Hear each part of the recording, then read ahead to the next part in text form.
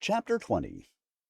Vehicles, some marked with blue lights and official seals, but most of them personal cars and trucks, sat interspersed throughout the parking lot at the Justice Center.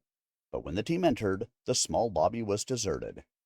An older woman in a sort of official-looking outfit sat behind a thick glass partition that looked as though it might be bulletproof, and a computer as she typed and alternately looked down to a paper to her right and then back at the screen with little interruption. She didn't respond immediately, even when Billy cleared his throat. But when she reached an acceptable stopping point, she looked up without smiling, as if she was surprised to see anyone there. "Can I help you?"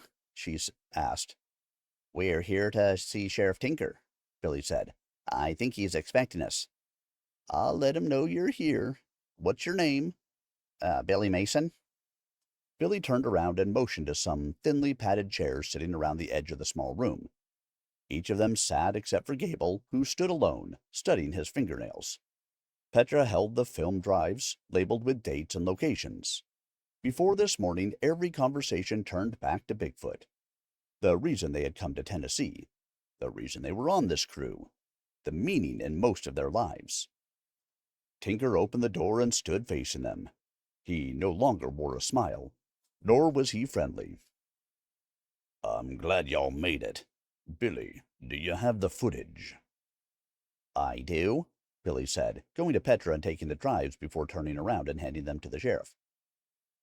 "We're gonna look through these for a minute. Mr. Roderick, can I speak with you first?" Robo, who almost didn't recognize being addressed by his last name, stood and walked through the door behind Tinker as it shut with finality behind him. Apparently, the question would be done one by one. The team members looked to one another in silence before Billy finally spoke. "Nerve-wracking," he said with a nervous laugh. "I'm certain they're just covering all their bases. But this seems a little much. How would we possibly know anything about this?" Everyone shook their heads, and Rink added a shrug. No one knew how long this could possibly take, but the evening was beginning to look very long. Robo followed the sheriff, who led him to a room, which, upon entering, featured a long table that could seat maybe 8 people but was empty. Those in the room, in suits primarily, stood at intervals along the wall and held notepads. Tape recorders sat in the middle of the table. Robo was pretty sure the interview was being filmed as well, but no cameras were readily visible. The sheriff introduced those in attendance: 2 detectives, a police officer, a representative of the TBI who was a detective, and 2 men in suits from the FBI. They each nodded when introduced. "Mr. Roderick, where were you guys yesterday evening?" "We went to Star Mountain, walked around, filmed all night." "Did all of your team members go to Star Mountain?" "All but Gable. We do a solo investigation on pretty much every show." "How does that work exactly?" Tinker asked. "The solo?"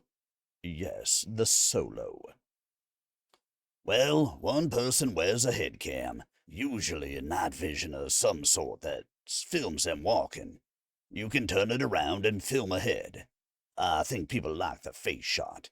You know, according to Poland and stuff. Don't know why." "You stay all night?" "Yes, sir. It's sort of the thing on the solo." "Film all night?" "No, I think the batteries would run out. When I've done it in the past, I just turn off the camera in the tent and sleep." The TBI guy looked up from his note-taking and nodded. "Okay, good deal," Tinker said. "Let me show you out." Robo followed him to the door and entered the lobby. "Mr. Mason, would you come with me?" Tinker asked. Billy stood and walked behind him to the same room and saw the same men arranged around the wall. He was directed to a seat as the men were introduced. He gave the same information about the solo investigation and described the team's mission, only in more loquacious terms than Robo. After several minutes of questioning, the door opened and a thin young man holding what looked like the team's drive stepped inside a bit to motion for the sheriff, who excused himself and stepped outside.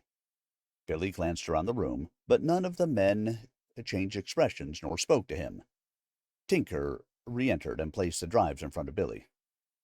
"Thank you for letting us look at these," he said.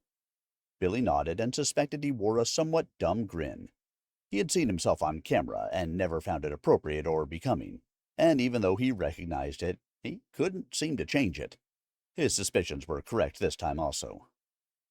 "Can you tell us about each team member?" Tinker asked. Billy did so, beginning with Rink and going through Robo, Harrison, and Gable. "How long have you known Mr. Marks?" The sheriff asked. We've been doing the show about 5 years, and that's when I met him. "Do you associate with him socially?" Not really. We talk on the phone quite a bit. We have shared interests, Bigfoot mainly, and we each have big roles in the show. "How would you describe his personality?" He has a sharp tongue when he thinks someone's out of line. He's pretty single-minded. He usually thinks of Bigfoot in almost every conversation. We get along pretty well. He's sort of tough to work with. I guess because he only thinks of Bigfoot. He sort of knows everything and lets everyone else know it. "Have you ever had a blow-up on the set or anything?" He stays cool, but he rubs people the wrong way sometimes, Billy said. "Does he carry a weapon or anything?" Tinker asked as he looked down to his notes and wrote something as if it was just a question out of the blue, but it struck Billy immediately and his pulse climbed. What had happened? Why would he be asking that question? Billy knew he had to relate the previous evening's discussion. So he did. All of it. He was pretty sure Gable had not taken the pistol with him on the night investigation. Tinker finally smiled at Billy. "Good. He told us the same thing. He didn't have the pistol with him last night." The rest of the investigators still said nothing and stood in almost the same positions as they had upon his entry, and were beyond strange in Billy's point of view. Why were they present if they didn't plan on asking questions? "Anything else, gentlemen?" Tinker asked the room. Everyone shook their heads. Billy started to stand until Tinker continued. "Listen, I think you're a Bigfoot expert. Can I ask you something?" Of course. "Have you ever heard of a Bigfoot? If they are real, and let's assume for the sake of argument they are, have you ever heard of one becoming violent?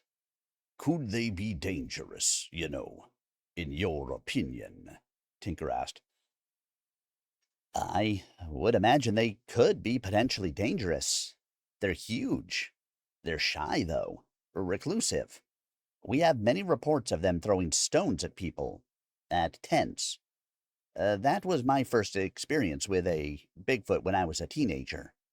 The reports I'm familiar with, if people don't flee, the Bigfoot does. As far as I know, there hasn't been a single report of a violent encounter with a Bigfoot. At least, no one's lived to speak of it. Have you heard of reports of mysterious deaths that could have been attributed to a Bigfoot?